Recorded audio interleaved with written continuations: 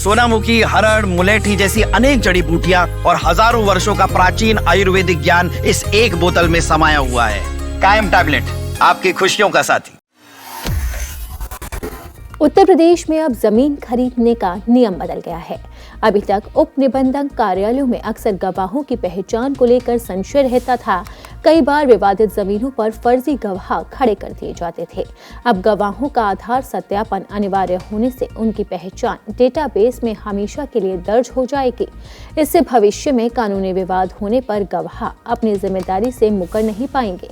ये नियम बेनामी संपत्तियों के पंजीकरण को रोकने और रियल एसेट सेक्टर में निवेश करने वाले आमजन के हित की रक्षा में सहायक होगा।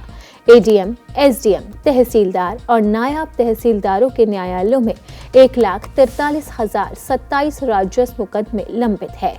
इन मुकदमों में संपत्तियों की खरीद फरोख्त में फर्जीवाड़े के 23,044 वाद लंबित हैं, जिनमें 378 गवाह मुकर चुके हैं। गवाहों के गवाही से मुकरने के चलते इन मुकदमों का निस्तारण होना अब मुश्किल हो रहा है। इन गवाहों ने राजस्व न्यायालयों में कहा है कि वो गवाह ही नहीं थे, उनकी फोटो से लेकर हस्ताक्षर तक गलत है। इन मामलों में ज्यादातर भूमाफिया शामिल है, जिनमें विवादित संपत्तियों की खरीद फरोख्त में गवाहों से लेकर अन्य दस्तावेजों तक में फर्जीवाड़ा पाया गया है।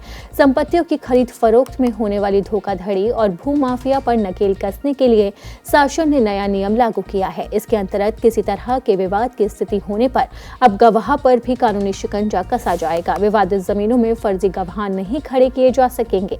क्रेता, विक्रेता और गवाहों को बायोमेट्रिक मशीन से मौके पर ही आधार सत्यापित किया जाएगा। इससे फर्जीवाड़े और बेनामी संपत्तियों पर लगाम लगेगी।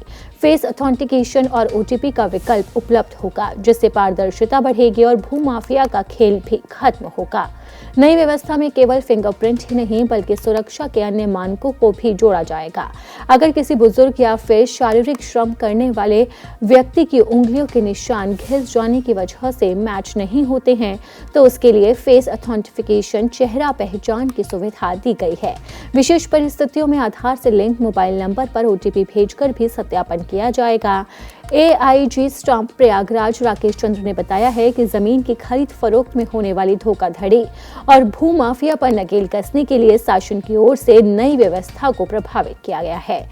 पारदर्शिता लाने के लिए निबंध विभाग ने आधार सत्यापन की अनिवार्य व्यवस्था लागू कर दिया है।